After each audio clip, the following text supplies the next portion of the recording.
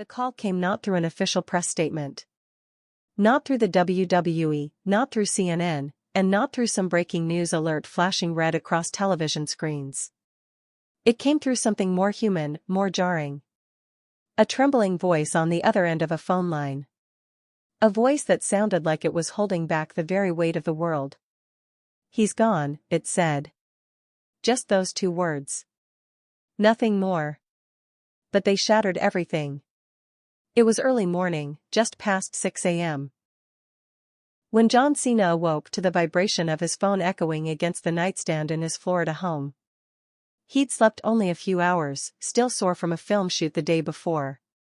His eyes, barely open, scanned the screen. Dwayne Johnson. A rare call, especially at this hour. His heart sank before he even answered. "John," Dwayne's voice cracked. "What's wrong?" Cena said instantly, bolting upright in bed. "He didn't make it, brother." Silence. Cena's throat tightened. He gripped the phone but couldn't bring himself to speak. He knew exactly who Dwayne meant. He didn't need to ask. Because for weeks now, whispers had swirled backstage, behind closed doors, in hushed tones among those closest to the WWE family. Hulk Hogan, the Immortal One, had been battling something far more real than any scripted rivalry, far more devastating than any steel chair or backstage betrayal. John didn't say anything back. He couldn't. He just sat there, phone pressed to his ear, staring at nothing. He felt his chest tighten, his thoughts racing backward. Back through time. Through all the stages, the storylines, the eras. And all he saw was one man standing tall in red and yellow. The man who made him believe in heroes long before he became one himself. The sun hadn't yet climbed over the horizon, but a shadow had already fallen over the wrestling world. A shadow that would stretch from Clearwater to Stamford, from Los Angeles to Tokyo, and across every home where fans once shouted, "Whatcha gonna do, brother?" Hulk Hogan was gone. 71 years old. 'Cause of death, cardiac arrest. But those are just the details. The facts. The obituary lines that reduce a legend to a headline. What truly died that day was a piece of childhood for millions. A memory that was never supposed to fade. A voice that was never supposed to go silent. And for Cena, the weight was unbearable. He walked into his living room and sat on the edge of the couch, phone still in hand, as the morning light crept through the blinds. He stared at an old poster hanging on the wall. Hogan, mid-pose, the classic flex, sunglasses glinting beneath the words, "Train. Say your prayers. Eat your vitamins." It was a mantra. A belief system. A childhood doctrine disguised as a catchphrase. "I wouldn't be here without him," Cena whispered aloud, though no one else was in the room. Back in Los Angeles, Dwayne Johnson sat on his balcony, gripping a coffee mug he hadn't sipped. He had been the one to break the news to several others. Not because he wanted to, but because he felt he had to. He owed it to Hulk. After all, Hogan had welcomed him in when many didn't. Had offered guidance when others offered silence. Had even helped elevate The Rock by passing the proverbial torch in front of 68,000 screaming fans at WrestleMania X8. "He made me feel like I belonged," Dwayne would later confess in an interview. "Even when I was still figuring it out." In moments like these, there's no script. No promo. No grand entrance to drown out the silence. There's just truth. And truth, in its most brutal form, is quiet. The tributes hadn't yet begun. The headlines hadn't yet appeared. But the morning had already started. The hearts of millions began to sink beneath the waves of disbelief. And inside WWE headquarters, the realization struck like a thunderclap. The Immortal One, gone? The man who had carried the business on his massive shoulders through the 80s and early 90s? The man who had turned professional wrestling into a cultural phenomenon? This couldn't be real. But it was. And as the confirmation came in, the hospital reports, the official statements, the network acknowledgements, a hush fell over the entire organization. At Titan Towers in Stamford, Connecticut, Triple H was in a board meeting when his assistant entered the room without knocking. That never happened. "Sorry to interrupt, Paul," she said, her voice tight. "You need to see this." He followed her into the hallway and was handed a phone. The screen read simply, "Hulk Hogan. Cardiac arrest. Confirmed." For a moment, Triple H didn't move. His jaw clenched, his eyes fixed on the screen. He had shared the ring with Hogan. Had stood beside him, even clashed with him in storylines, but always with reverence. Always with the awareness that he was standing next to a living monument. He dismissed the meeting immediately. Walked back into his office. Closed the door. Then, slowly, he removed from the shelf a framed photo, taken after WrestleMania 19. Triple H and Hogan, arms raised together in the ring. The crowd behind them, a sea of lights and signs. He held it in both hands, letting the silence speak for him. Outside, in the creative department, discussions halted. Writers sat with their laptops open, but no one typed. Nobody spoke. It was as if the wind had been knocked out of the building.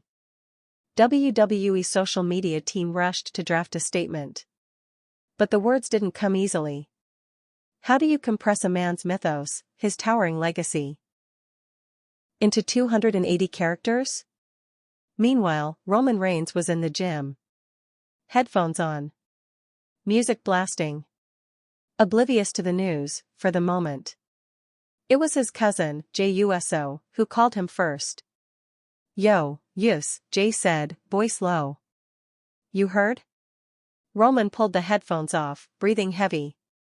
"What?" "It's Hogan. He's gone." Roman froze. Just stood there. He didn't say anything for several seconds. He remembered the first time he met Hogan. He was just a teenager, standing beside his father, Sika, backstage at a WWE event. Hogan had walked up to him, looked him straight in the eyes, and said, "You've got the look, kid. You've got the fire. Use it." Roman had never forgotten that. Not the words. Not the tone. Not the massive hand that had squeezed his shoulder like a mentor knighting a prince. Back in the present, he lowered the phone and sat on the edge of the bench. The weight of the barbell hadn't broken him, but this did. Elsewhere, Randy Orton was at home, playing with his kids when the call came through. He excused himself, walked out to the porch, and sat silently for nearly an hour, phone in hand, unread messages piling up. And Ric Flair? Flair wept openly. No cameras. No spotlight. Just a man who had lost a brother in arms. "I always told him he was invincible," Flair would later say. "I believed it. We all did. But time catches everyone." Backstage at that evening's Monday Night Raw, the atmosphere was unlike anything seen in recent memory. There were no loud jokes. No rehearsed promos. Just solemn faces. Eyes red. Shoulders slumped. Superstars who were larger than life, suddenly felt small. Becky Lynch and Seth Rollins stood arm in arm near gorilla position, both in ring gear, both visibly shaken. "He was the blueprint," Seth whispered. Becky nodded. "He made this look cool before any of us even knew what cool was." By now, the announcement had gone live. Social media was flooded with tributes. WWE programming interrupted its scheduled airing for a 10-minute tribute reel. The network's colors faded to black and white. A bell tolled 10 times. The crowd in the arena stood silent, heads bowed. On the big screen, Hogan's career flashed before the world, his debut, the rise of Hulkamania, the legendary matches, the thunderous entrances, the signature poses, and the iconic leg drop that brought down giants. The footage played like a time capsule, unraveling decades in a matter of minutes. And yet, somehow, it still didn't feel real. Because how could someone immortal die? News of Hogan's passing traveled faster than even the WWE expected. By mid-afternoon, his name trended globally on every social media platform. Hashtags like hashtag RIP Hogan, hashtag Immortal One, and hashtag Thank You Hulk began appearing on millions of posts. Not just from fans. From movie stars, athletes, musicians, even politicians. In the streets of Clearwater Beach, Hogan's hometown, people began to gather. They came with candles, shirts, posters, and sometimes, nothing more than a memory. They didn't come to protest or cheer, they came to remember. A child placed a yellow bandana near the steps of Hogan's beach shop. His father knelt beside him, tears in his eyes. He was the first superhero I ever believed in, the man said, his voice cracking. Inside WWE's production trucks, a decision was made. Raw that night would be entirely changed. No storylines. No feuds. No tag team qualifiers. Just one thing, a tribute. The opening shot showed the roster lined up on the stage. The ring was draped in black. The Titantron didn't flash. It displayed one image, Hulk Hogan, in his prime, arms flexed, eyes burning, soaked in spotlight. The arena, usually a thunderstorm of cheers, remained silent. A 10-bell salute followed. With each toll, it felt as though the very foundation of the company rumbled. Grown men cried. Young fans watched quietly. And somewhere, backstage, a legend's echo seemed to whisper through the curtain. Then came the video package. Voiced not by a narrator, but by the wrestlers themselves. Clips of Hogan from the 80s played, followed by modern stars offering their reflections. Roman Reigns, without him, there is no tribal chief. He showed us how to lead. Charlotte Flair, my father always said Hogan wasn't just a name. He was a movement. Randy Orton. He was the first guy I watched on tape with my dad. And the first guy I tried to imitate. I couldn't pull it off, of course. No one could. Then came a clip of Hogan at WrestleMania 3, body slamming Andre the Giant. Cut to Seth Rollins. When I saw that, I stopped pretending to be Spider-Man. I wanted to be him. Sasha Banks, he made us believe that strength wasn't just in your body, it was in your presence. The screen faded to black again. Then appeared a handwritten message. From Hogan himself. It's not about the spotlight you stand in. It's about the light you leave behind. It had been written years ago, never meant for the public, but with permission from the Hogan family, WWE aired it now. Backstage, silence ruled. Kevin Owens sat alone in catering, plate untouched, eyes glued to the monitor. AJ Styles stood near the mirror in the locker room, head bowed, hands gripping the sink. Bianca Belair, who had never met Hogan in person, wept quietly in a corner. I don't know why this hurts so much, she said to a friend. But it does. Because Hogan wasn't just a wrestler. He was a reference point. A symbol. For many, he was the reason they even dreamed of becoming a WWE superstar. And for the fans? The outpouring of emotion was endless. In California, fans gathered in parks and held up signs, "Thank you, Hulk. Still immortal. You slammed giants, now rest, brother." In London, Wembley Arena displayed his image on its massive electronic banner. In Canada, Bret Hart released a statement, "We battled in the ring. But we respected each other outside it." Hogan wasn't just a performer, he was an architect of the entire era we all came from. And in Hollywood, stars like Sylvester Stallone, Arnold Schwarzenegger, and even actors who had worked with Hogan in his movie roles, Mr. Nanny, Suburban Commando, took to social media to share tributes. "I used to laugh with him on set every day," said Christopher Lloyd. His heart was bigger than his biceps. The world paused to grieve. But in the middle of it all, there was one man who hadn't spoken yet. Vince McMahon. The very man who had seen Hulkamania rise and spread like wildfire. The man who once told Hogan backstage, "If you go down, we all go down." Now, he was silent. Until 3 days after Hogan's death. Then, quietly, WWE released a video. It wasn't flashy. It wasn't scripted. Just Vince. Alone. In his office. A framed photo of him and Hogan at the first WrestleMania behind him. His voice was calm, but raw. "There's never been, and never will be, another Hulk Hogan," he began. "I've worked with legends. Icons. Superstars. But Hulk was different. He made us look at wrestling not as a business, but as a revolution." He paused. He didn't just build the house. He was the foundation. The video went viral within minutes. Fans shared it. Replayed it. Quoted it. And still, the tributes kept coming. On SmackDown, the entire roster came out again. The Usos wore red and yellow armbands. LA Knight came to the ring and said, "I wouldn't have picked up a mic if Hogan hadn't done it first." And Cody Rhodes, mic in hand, simply said, "Heroes are supposed to live forever. But maybe Hogan still will." The segment ended with fans in the arena chanting, "Thank you, Hogan," for over 7 minutes. No one tried to stop them. No music played. No next segment aired. It was as if time had frozen, just for this. As days passed, WWE made another decision. A tribute episode. One night. 3 hours. Dedicated solely to Hulk Hogan. They called it Immortal, a celebration of Hulk Hogan. Scheduled to air in primetime on a Sunday, it would feature never-before-seen interviews, locker room footage, and heartfelt tributes from superstars past and present.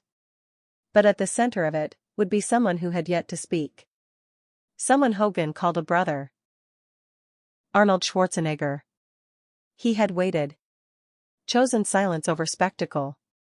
But now, he was ready. Sunday night arrived. The world was watching. It wasn't a pay-per-view. It wasn't Raw. It wasn't SmackDown. It was something else. Something deeper. A memorial carved in time. The screen faded in. A simple title, Immortal, a celebration of Hulk Hogan. Then, silence.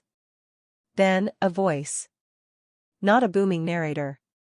Not a wrestler. It was Arnold Schwarzenegger. His voice, older. Steadier.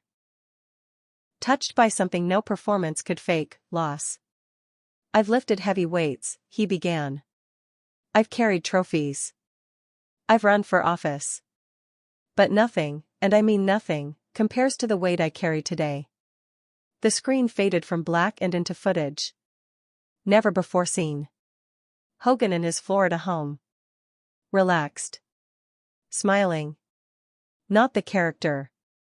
Not the immortal. Just Terry. Just a man surrounded by old photos and family dogs barking in the distance. "My brother was loud," Arnold continued. But in private? He was gentle. Thoughtful. He'd ask me about my kids. My joints. He worried more about me than himself.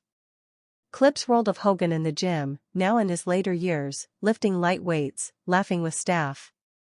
Then a pause. Then Arnold again.